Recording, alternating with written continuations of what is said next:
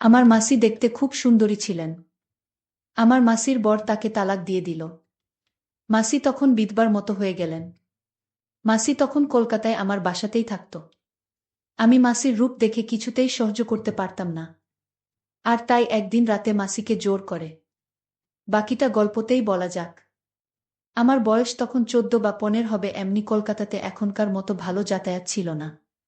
সকাল আর দুপুর মিলিয়ে মোট 2টিই বাস ছিল সারাদিনে। খুব দুষ্ট ছিলাম বলেই দাদা বোর্ডিং এ ভর্তি করে দেন। দাদা তখন বিএস এর লেফটেন্যান্ট। বোর্ডিং এর ছুটিতে পালা করে আমাদের ছোট মাসির বাড়িতে ছুটি কাটাতে যেতে হতো। মা সরকারি চাকরি করতেন, তাই সময় সুযোগ হতো না দেখেই হৃদিকাদির সাথেই আমাদের পাঠিয়ে দিতেন। পাহাড়ে ঘেরা জায়গাটা আমাদের খুব ভালো লাগত। রীতা মেসোর ছোট বোন। আমাদের থেকে বিশেষ বড় ছিল না, বছর 5 হবে। দেখতে যেমন মিষ্টি, গান তেমন গাইতে পারত। আনন্দে কেটে যেত আমাদের কৈশোর। মাসির নাম খুব আধুনিক ছিল। মার থেকে ছোট মাসি 10 বছরের ছোট ছিলেন। হৃদিকা নাম হলেও সবাই মাসিকে হৃদা করেই ডাকত। অনেক স্নেহ করতেন আমাদের। আর চূড়ান্ত রান্না ছিল হাতের। তাই আসলে ওনার হাতের মোরব্বা, কই মাছের কালিয়া, আনারসের চাটনি খেয়ে মন ভরে যেত। যা বানাতেন মুখে স্বাদ লেগে থাকত। মেসো ব্যবসায়ী ছিলেন। এরপর আমরা ব্যারাকপুরে চলে আসি, বাবার বদলি হয়। ছোটবেলার সোনালি দিনগুলো চোখে ভাসে। হৃদা করেই ডাকতাম। বিহার থেকে ফিরে এসে হৃদার সাথে বা বড় মাসির সাথে যোগাযোগ হারিয়েই গেছিল। চিঠি ছাড়া কোনো যোগাযোগ থাকত না প্রায়। আর আমাদের বাড়িতে ফোন অনেক পরেই এসেছিল। বাবার বদলির 4 বছর পরে মাও বদলি হয়ে চলে আসেন। আমাদের ব্যস্তময় জীবন চলতে থাকে।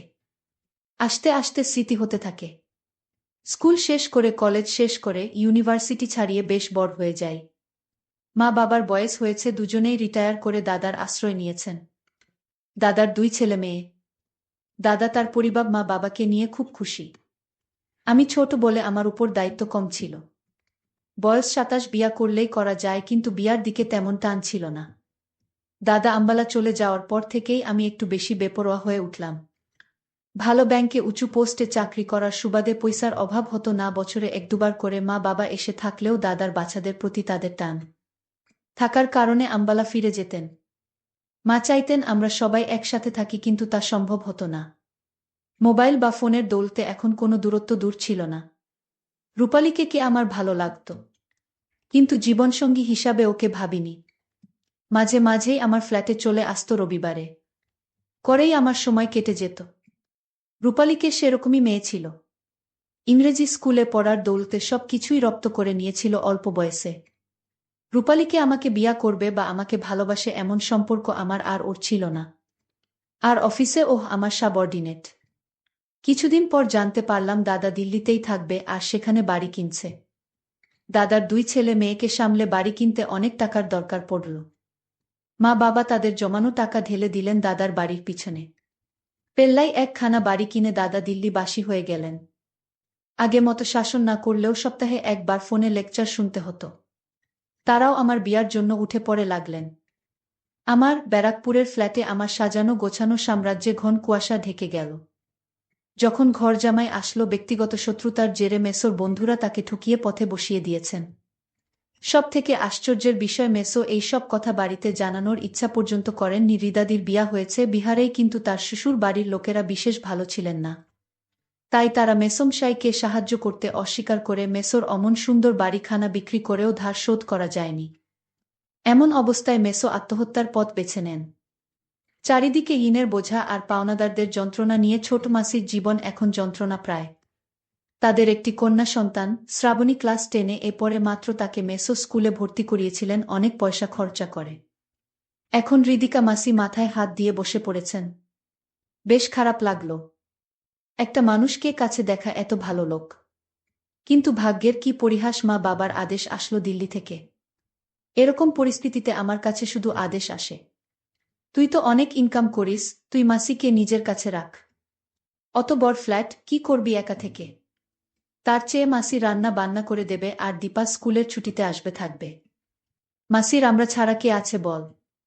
মাসিকে একটা ভালো কাজ দেখে দে, মাসি তো বিয়ে পাস। মার আদেশে আমার বাসায় ফুর্তির দিনগুলো শেষ হতে চলেছে। রূপালীকে কে জানালাম যে আমাদের আড্ডার দিন শেষ। মাসির বয়স এমন কিছু বেশি ছিল না যে জীবন শেষ হয়ে গেছে। ৩৫ শেষ করেছে সবে। কিন্তু এমন পুরা মহিলাকে ঘরে রাখা মানে নিজের সব প্রাইভেসিতে আমাদের বাধে। ফোনে মাসির কান্না হাতে পায়ে ধরা শুনে আমার মন গলে গেল। মাসির দেনা শোধ করতে করতে আমার পুঁজি প্রায় শেষ হবে। এমন সময় মাসির মেয়ের স্কুল থেকে ফোনে আসলো সামনের বছরে টিউশন ফি করতে হবে। অনেক টাকাই নেই নেই করে খরচা হয়েছে। বাধ্য হয়েই সেভিংসের কিছু কালো টাকা ভাঙিয়ে ড্রাফট করে পাঠিয়ে দিলাম। মাসির প্রতি ভালোবাসা থাকলেও এখন আমি আর ছোট নেই। দাদা বাবারাই সব ব্যবস্থা করে মাসির কলকাতাতে জিনিসপত্র বিক্রি করিয়ে দিলেন। বোচকা বুচকি নিয়ে মাসি আমার ফ্ল্যাটে উঠলেন। আমার কারাফ দিন শুরু হলো। মাসিকে বুঝতে দেওয়া সম্ভব নয় যে আমি একেবারেই খুশি নয়। ছোটবেলায় মাসিকে যা দেখেছিলাম এখন মাসির অনেক পরিবর্তন হয়েছিল। সুন্দর মুখখানা মায়া জড়ানো। আমার মাসি এমনিতেই অনেক লম্বা, কিন্তু এখন লম্বা চুলের বিনুনি। ফর্সা সুন্দরী মুখে অসাধারণ একটা মায়া। এসব আগে কখনো দেখিনি, কিন্তু এখন মাসি সব সময় সামনেই থাকে, তাই চোখে পড়ে যায়। মাসি কখনো আমাকে সানি বা রাফি সব নামেই ডাকতেন। সকালে রান্না করে আমার রান্না খাইয়ে টিফিন ও দিয়ে দিতেন। সত্যি বলতে মাসির রান্না খেয়ে এত তৃপ্তি পেতাম যে বাকি সব কিছু ভুলেই যেতাম। মাসির পাশে এইভাবে দাঁড়ানোতে মাসি আমার সামনে অনেক কৃতজ্ঞতা প্রকাশ করতেন, যা আমি চাইতাম না, ভালো লাগতো না। একরকম মাসির সংসার যেন আমি চালাছিলাম। ২ সপ্তাহ কেটে গেছে, মাসি এসেছে। মাসি মাঝে মাঝে আমার ফোনে মার সাথে বাবার সাথে কথা বলে নিয়ে বন্ধুবান্ধব নিয়ে আনন্দ করা লাটে উঠে গেল। রাহুল আমার এক কলিগ সুযোগ পেল, তাই আমার দুর্বলতাকে কাজে লাগিয়ে রূপালীকে নিয়ে অনেক কিছু করা শুরু করল। কাজ অফিস করতে করতে কেটে গেল ১ মাস। মনে মনে ভাবলাম ১০টার পর মাসি তো নিজের ঘরে নিজের মতো থাকে, টিভি দেখে বা বই পড়ে। যদি বন্ধুর বাহানায় নিয়ে আসি কাউকে, ক্ষতি কি? আর মাসির ঘর পূর্বের বারান্দায়, আমি উত্তরে ২টো ঘর ছেড়ে থাকি। ২টো রান্নাঘর, ২টো বাথরুম। মাসির ঘর মাসির বাথরুমের সাথে। এইভাবে আর কতদিন চলবে? মাসি থাকাতে আমার বাজে নিশা বন্ধ হয়ে গেল। কারণ মাসির সামনে যদি মেয়েদের নিয়ে আড্ডা দেই তাহলে মাসি মাকে বলে দিবে। হয় মাসি আমার অসুবিধা বুঝতে পারত, নয় মাসি বুঝলেও নিরুপায় ছিল। অনেক ভেবে দেখলাম মাসি কাজে গেলে আমার অন্তত একটু সুবিধে নিশ্চয়ই হবে, কিন্তু কোথায় কাজে পাঠাবো? মহাচিন্তা শেষমেশ আমার ব্যাংকের জিবিএমকে বলে মাসিকে আমার ব্যাংক এই মাসিকে স্টাফ হিসাবে ঢুকিয়ে দিলাম। শর্ত একটাই, অফিসে কাউকে বলা চলবে না যে আমি তার ভাগ্নে, কারণ আমি ব্যাংক ম্যানেজার। যদি সবাই জানতে পারে হৃদিকা আমার মাসি, তাহলে আমার অনেক অসুবিধা হবে। তাছাড়া মাসি একটা নর্মাল স্টাফ, আমি বস। যাই হোক, মাসি কাজে যোগ দেওয়াতে সত্যি স্বস্তির নিঃশ্বাস পড়ল। আমি অনেকটা ব্যক্তিগত জীবন ফিরে পেলাম। আস্তে আস্তে আরও ১ মাস কেটে গেল। সিগারেট ঘরেই খেতাম। যেহেতু আমার টাকায় মাসির বাচ্চার পড়াশোনা চলত, সেই জন্য মাসির হাব ভাব পাল্টে যেতে লাগল। এত বিনয় ভালো লাগতো না। এ যেন প্রভু ভৃত্যের মতো ব্যাপার স্যাপার। কেউ কাউকে কিছু না বললেও মাসির আর আমার সংযোগ এতটাই কমে গেল যে শুধু আমার প্রয়োজনের আর চাহিদার কথাটুকু হতো। এর জন্য আমার ব্যস্ততা কতটা দায়ী তা আমি জানতাম না। ছুটির দিন ঘরে থাকতেই ইচ্ছা করত না। গাড়ি ছিল একদিন, তাই মাসিকে গাড়ির স্বাদ উপভোগ করার খাতিরে বললাম, এখানে গাড়ি চালানো শিখে নাও, আমার বাজারের জন্য অপেক্ষা করতে হবে না। মাসি মাথা নিচু করে বলল, কাল খোঁজ নেব। আমি বিরক্ত হয়ে বললাম, আরে খোঁজ নিতে হবে কেন? বিশুদা রয়েছে তো, সব শিখিয়ে পড়িয়ে দেবে। মাসি চুপ করে নিজের ঘরে চলে গেল। বিশুদাই আমার ড্রাইভার। সেদিন সোমবার রাতে ঘরেই বিরক্ত হয়ে পার্টি ডাকলাম। আমার বিশেষ বন্ধু অন্তু, অরুণ তার সহপাঠীদের সাথে, ঋতিকা আর নীল। ঋতিকা তেমন একটা ভালো মেয়ে না। ওকে পছন্দ না হলেও অরুণ আমার ভালো বন্ধু। মানা করতে পারলাম না। নীল ১ মাস আমাদের ব্রাঞ্চে এসেছে। দারুণ সুন্দরী, কিন্তু কারো সাথে বেশি কথা বলতে চায় না সহজে। আমার বসার ঘরে সবাই বসে হাসি ঠাট্টা করছে। নীল আমার ডাকতেই এসেছে। না হলে ও সহজে কোনো পার্টিতে যায় না। আমরা কি করতে যাচ্ছি তা মাসি লুকিয়ে থেকে দেখতে লাগল। মাসি বাড়িতে শাড়ি পরেই থাকেন, আর শাড়ি পরলে মাসিকে আরো সুন্দর দেখায়। মাসিকে দেখে অরুণ চমকে উঠল। ওদের ভুল ভাঙিয়ে দিয়ে সংক্ষেপে সব বলতে হলো। মাসিকে অরুণ বলল, মাসি আজ আমাদের সাথে থাকুন। মাসি মৃদু হেসে ঘর থেকে বেরিয়ে গেলেন। আমি বললাম, বাহ, তাহলে তো ভালোই হয়। তোমার বিরক্ত লাগলে তুমি তোমার ঘরে চলে যেতে পারো। মাসি বলল, না, আমার অসুবিধা নেই। তোমাদের যা ইচ্ছে কর। রাতে কি রান্না করব কিছু? আমার মনে মনে আনন্দ হলো। এই, তোমার কি রাতে কেউ কিছু খাবে? আমার মাসি কিন্তু চরম রান্না করতে পারে। ঋতিকা আর অরুণ বাড়ি চলে যাবে। অরুণ অনেক জোর খাটানোর পর ও খেতে সম্মতি জানালো না। নীল বলল, যা খুশি চলবে। মাসি, আমার আর নীলর জন্য রান্না করো চিকেন আচারি আর পরোটা। আর রায়তা, চা কফি তাড়াতাড়ি দিয়ে যাও। মাসি সম্মতি জানানোর মতো ঘাড় নেড়ে রান্নাঘরে চলে গেল। আমরা গান ছেড়ে নাচতে শুরু করলাম। আমার খাওয়া হয়নি বললেও ভুল হবে, অরুণ আর ঋতিকা যাবার জন্য বায়না শুরু করে দিল। কফির প্রশংসা কে কি করেছিল সত্যি বলতে আমার মনে নেই। শেষমেশ অরুণ আর ঋতিকা বেরিয়ে গেল। বুঝতে আমার অসুবিধা হলো না, এবার আমি আর নীল রইলাম। আমি গল্প করা শুরু করলাম, নীল সরলসোজা কিন্তু লোক বুঝে চলে।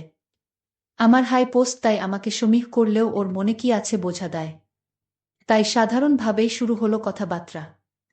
নীল কথা বলতে বলতে জানানো যে সে ব্যাঙ্গালোরে থেকে কলকাতায় এসেছে শুধু বদলি নিয়েই নয়, তার বাবাও এসেছে বদলি হয়ে। এছাড়া পড়াশোনা ব্যাঙ্গালোরেই করেছে। আমি বিয়ার কথা জিজ্ঞাসা করতেই কূপ দিয়ে গেল নীল। কি বিয়া? আমারই লাইনের মনে হলো নীলকে। আচ্ছা, তুমি তোমার মাসিকে ডাকছ না কেন এখানে? মাসিকে এখানে ডাকলে বিষয়টা খারাপ মনে হবে। কিন্তু মনে শয়তানি বুদ্ধি জাগল।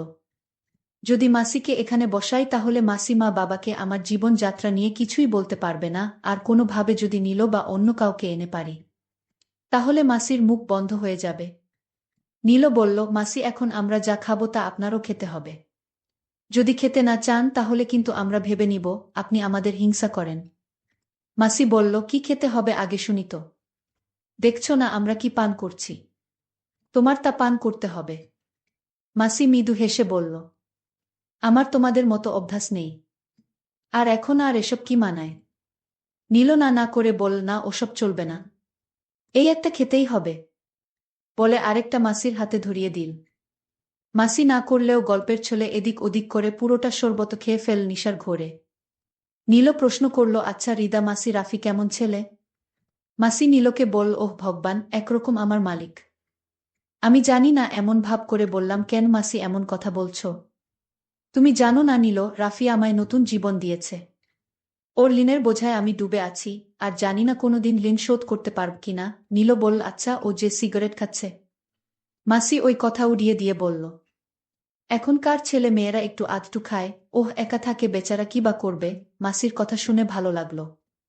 নীল আর মাসি বুঝতে দিলাম না টিভির এর উপর আমি সিগারেট রাখি তোয়ালে চাপা দিয়ে। মাসির সংকোচ কাটাতে ঘর থেকে সিগারেট নিয়ে বেরিয়ে গেলাম।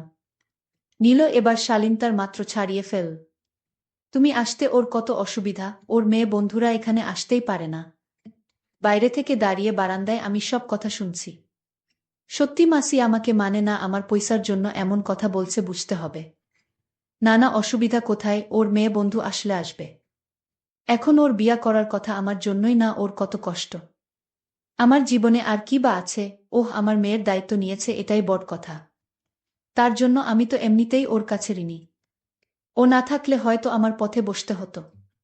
আমি সত্যি সেইভাবে মাসি আমার সহানুভূতির নিচে চাপা পড়ে থাকতে দেখতে চাইনি। মাসি ঘরে আছে। আমিও ঘরে ঢুকলাম। মাসির কথাবার্তা এলোমেলো হয়ে গেছে। হয় আবোল তাবোল বকছে আর নীল মাসিকে মজার পাত্র বানাচ্ছে। মাসিকে দেখতে আজ অনেক সুন্দর দেখাচ্ছে। মাসিকে ছোটবেলায় দেখেছিলাম সুশ্রী মায়াময় মুখ। আমি ভাবলাম, মাসিকে আমার যে করে হোক আমার কথায় রাজি করাতে হবে। আমি মাসিকে বললাম, ছোটবেলা থেকে তুমি আমার সব কথা রেখে আসছো। আমি তোমায় এখন একটা কথা বলতে চাই।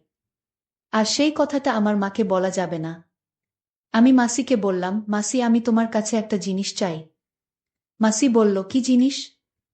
আমি বললাম, আমি চাই তুমি মেসোর সাথে রাতে যা করেছিলে আমি তোমায় তা করতে চাই। মাসি বলল, তুমি আমার যে উপকার করেছে তা আমি কোনোদিন ভুলতে পারবো না। আমি রাজি। তারপর মাসির সাথে এক সুখের রাজ্যে হারিয়ে গেলাম। বন্ধুরা, আজকের গল্পটি কেমন লাগলো তা অবশ্যই কমেন্ট করে জানাতে ভুলবেন না।